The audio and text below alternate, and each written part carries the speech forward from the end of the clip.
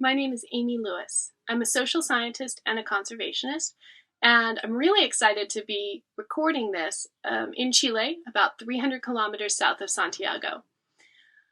I happen to have one of the best jobs in the world. I work with an international team that is defending humanity's future, and we're doing that by working to protect the wildness of at least half of Earth's land and seas by 2030. The reason I was invited to speak to you is to address the question, how much nature do people need to survive? Now, there are two very different answers to that question, and driven by two groups. The first one is scientists, and the second one is politicians. Today we're going to start with the scientists as we examine this question, and then we'll move to the political answer, and together we can examine which one is better. So the scientific consensus concludes that humanity must set aside at least half of nature, meaning the entire planet, its land and seas, and we need to do so inside a remarkably narrow time frame, the next 10 years. Why? To avert an ecological catastrophe on the scale that we have never before witnessed. The fact is that wild nature is our best ally in the fight to mitigate the climate emergency, halt the sixth mass extinction, and stabilize human security. Now, those are big concepts: mass extinction, climate emergency, human security. So let's break it down a bit to understand why destroying the living green engine that for hundreds of millions of years has manufactured everything life needs is a bad idea. Where does oxygen come from? Nature, of course. Most of the oxygen, in fact, comes from the oceans, and it's produced by microscopic plants called plankton. Plankton live in a very narrow range of conditions that include temperature and acidity. If the oceans become too hot, or more likely, if the oceans become too acidic from absorbing too much carbon, plankton die. A mass die-off of plankton will have a catastrophic effect on the chemistry of our atmosphere and our ability to function as coherent and intelligent creatures. Oxygen also comes from forests, and animals like rhinos and elephants and bats are the engineers of forests. When tree seeds pass through the GI tract of a wild animal, those seeds are 100 to 500 times more likely to germinate and grow into a tree that cleans carbon from the atmosphere and produces oxygen for the rest of life. And the best part of this system is that all of its essential employees work for free. All they need is a home that suits their needs, and that home is wilderness. Wilderness is also essential for lowering the chances of a pandemic like the one we are experiencing now. When we degrade and fragment wilderness areas, what we're essentially doing is increasing the interface between wild animals and human populations. That interface is where novel viruses are born, and it creates the potential for a pandemic. When we destroy wilderness, we expand the interface and thereby expand the potential for pandemics. When we protect wilderness and restore it, we're actually creating buffer zones that shrink that interface and lower the potential for a pandemic. So we need wild animals to support the conditions that make life possible. We need wilderness to thrive, and we need wilderness to buffer our communities from strange diseases.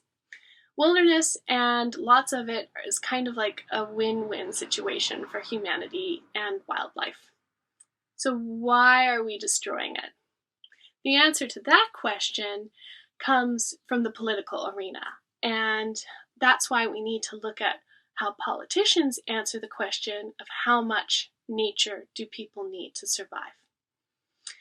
So most politicians will tell you we don't need nature at all. They will say that the economy and innovation can replace nature and do a better job than nature ever could at taking care of human populations, just like the economy is doing such a good job during this pandemic. Some of the most ambitious politicians will say that we eventually need up to half the planet to be wild, but that we simply cannot afford to do that in the time frame necessary to effectively address the climate emergency and mass extinction. Why do they say this? The most commonly stated reason is that such a course of action, keeping half the planet in its natural state in order to save human culture and civilization as we know it, is too ambitious. Some even call it radical. And they say it's politically unfeasible. It might even hurt the current economic order.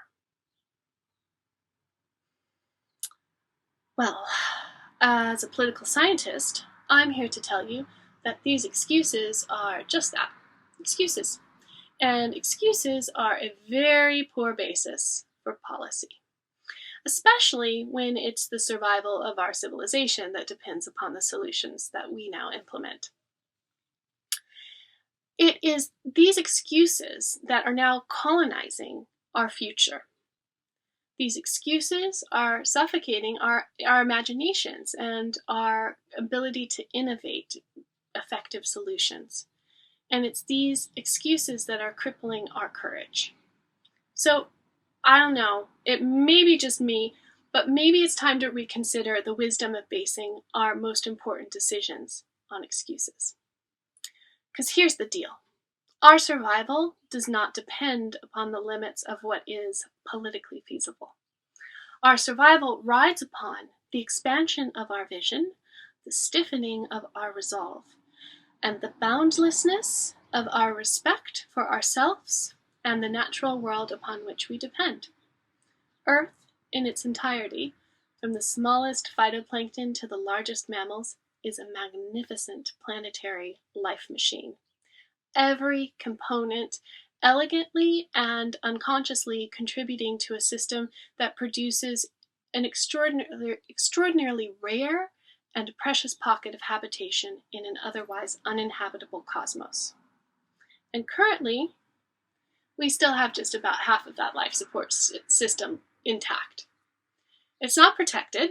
A little under 27% is protected, leaving nearly half of our critically necessary life support engine vulnerable to destruction in the next 20 years, but for the moment, these areas still exist and are still intact. So what's so special about half? The fact is that if we're being entirely accurate, there's nothing special about half. What we're really talking about are tipping points, ecological thresholds that once crossed cause the near complete collapse of the life support system of an ecosystem. Some ecosystems are more fragile than others, like rainforests. Their thresholds are higher, closer to 80%. But on average, across all ecosystems, 50% is what's needed to protect the nature-based solutions that make life as we know it possible. By nature-based solutions, I don't mean the financialization of nature at all. I mean carbon sequestration for the climate emergency. Earth's largest above-ground carbon sequestration occurs in our primary forests, not in plantations, but in wild, natural forests. These forests store between 50 to 100 parts per million greenhouse gases. Should we lose even a quarter of these remaining forests, we would be unlikely to keep temperature rise under 1.5 degrees Celsius and avoid catastrophic climate change. By nature-based solutions, I mean rainfall and sufficient water for agriculture. One of the multitude of services the Amazon rainforest provides for the planet is that it produces over 70% of the rainfall for the southern part of the South American continent. If the Amazon collapses, and remember, its tipping point is around 80%, human civilization will lose globally significant agricultural areas. By nature-based solutions, I mean topsoils and soil fertility. Topsoils are created by biodiversity at the microscopic level, and these topsoils are protected by nearby native, wild, plant, and tree cover. We are in the midst of a global topsoil crisis, the equal of the climate emergency, with fewer than 60 harvests remaining, because we are killing the wild nature that creates and protects our topsoils. By nature-based solutions, I mean livelihoods for 1.6 billion people. 1.6 billion people depend directly on wild nature for their income, their calories, their homes.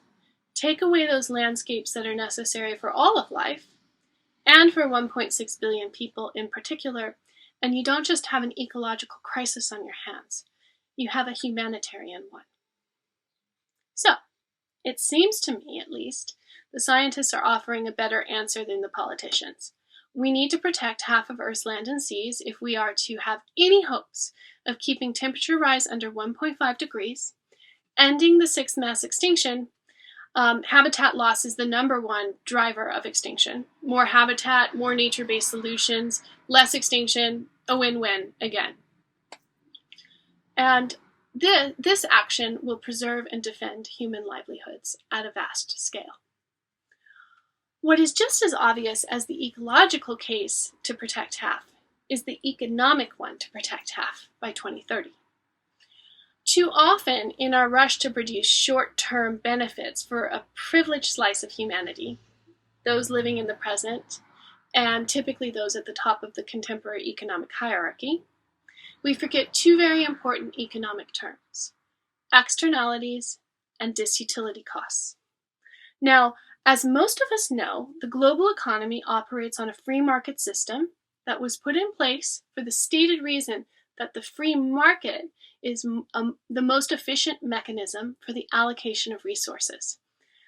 But that system isn't perfect. Market failures exist, and externalities and disutility costs are two market failures that imperil life on Earth. Externalities pass the cost of an action onto those who did not choose to incur it, preventing the true cost of a good or service from being reflected in its price. Externalities are exacerbated by high levels of power asymmetry, in that powerful communities and individuals can displace cost, be it pollution, ecological collapse, or the effects of runaway extinction and climate change, onto less powerful groups, such as children. Disutility cost is essentially the marginal utility lost from the production of a good or service. We, in the present, have a tendency to only look at utility. How much will we gain from a road, a harbor, a farm, or a power plant? Rarely do we give the same consideration to disutility. How much will we lose? Even when the disutility cost far outweighs, in spades, the sum of all the utility gained. Through the failure of externalities, we have given license to this illusion that there is no disutility to our actions, that our gain is in fact everyone's gain, a rising tide, so to speak. Let's examine that assumption. In the next 3 decades, we are on track to add 25 million kilometers of road. 25 million. That's enough road to encircle the Earth 600 times, or to go to the moon and back roughly 32 times. Because now roads are the biggest threat to Earth's wild places. And they don't just lead to a road, they lead to overdevelopment of all kinds. And I guarantee you that 25 million kilometers of road we are poised to place on this planet will devastate those very primary forests that, if destroyed, release enough greenhouse gas to blow any hopes of achieving our Paris climate targets. In the next 3 decades, our oceans will have more plastic than fish. Along with climate change, this threatens to suffocate Earth's essential phytoplankton, which produce more than 50% of our oxygen. In fact, some studies conclude that without intervention, ocean phytoplankton may be irreparably damaged by 2100. That's 80 years from now. Do we really want to spend 30 of those next 80 critical years building 25 million square kilometers of roads and using the oceans, the origins of all life, as global plastic dumps? Because I think that if we're really living in a paradigm concerned with the efficient allocation of essential resources, the question is, what is more cost effective? Building up infrastructure with a higher disutility than utility cost, only to tear it down later in a mad dash to save life on Earth, or setting aside enough nature now to ensure the livelihoods of 1.6 billion people and a future for our children? I don't know. The scale there seems to be weighted for one of those answers. All of these things and more imperil life on Earth. But I think that the greatest threat of all is the threat of futility, which is in the end just another type of excuse. Because there's a lot we can do right now to save wild nature and ourselves and our children. And I'm going to clue you into a couple of the most important actions we need to take. So currently, approximately 27% of Earth is protected. These protections come in two forms. Official protected areas like national parks and nature reserves are about 17% of our terrestrial areas, and 10% of our marine areas are covered by those as well. Another 10% of Earth's surface is protected by traditional and local communities who are living in harmony with nature as they've done for hundreds of years. And they're sustainably managing their lands. We call these areas Other Effective Conservation Measures, or OECMs. We must increase both category of protection to equal 50% by 2030, protecting more than 50% in fragile ecosystems like the rainforest, and enhancing the rights of traditional sustainable communities to defend their land, and by doing so, preserve the biosphere and our future. Nearly 40% of Earth's remaining intact wild areas and 80% of its biodiversity are actually in traditionally and locally stewarded lands. That's an area the size of Russia, the United States, and China combined. And it's maintained by just 5% of Earth's population, our indigenous communities. By bringing more land into official protected area categories and by maintaining and expanding traditionally stewarded lands, we can reach half by 2030, and not a moment too soon. Of course, just because it's possible doesn't mean it's going to be easy. And you know what? I'm fine with that. Because nature will go on, however tattered and diminished, with or without us. But the human spirit, intangible and ephemeral as it may be, needs a good challenge every now and again. To demonstrate to itself that it is better than, that it is more than, what our intellectual fathers might have told us it is. Of the handful of characterizations about humans that hold true across space and time, few are more absolute than the indisputably precedented nature of the unprecedented. Our imaginations are things of power. When we believe in them, we change the world. But going it alone is dangerous. We need help. We need each other.